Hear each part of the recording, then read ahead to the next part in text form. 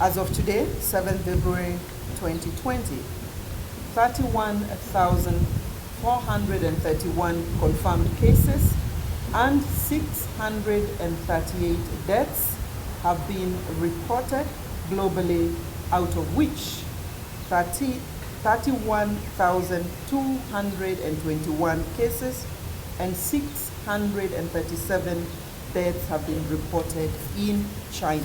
So far, the ministry, through its surveillance system, has been able to pick 7 suspected cases who have all tested negative for the coronavirus.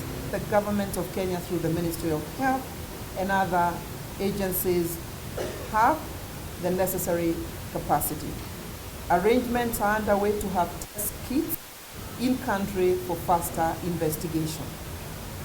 Number 3, screening is mandatory and is ongoing in all points of entry to minimize the risk of importation of the virus from the affected countries. The national government has also taken over a facility with an additional bed capacity of 120 beds at Bagathi District Hospital in a bid to enhance our readiness, just in case. Further, all the points of entry have isolation facilities and have prepositioned personal protective equipment.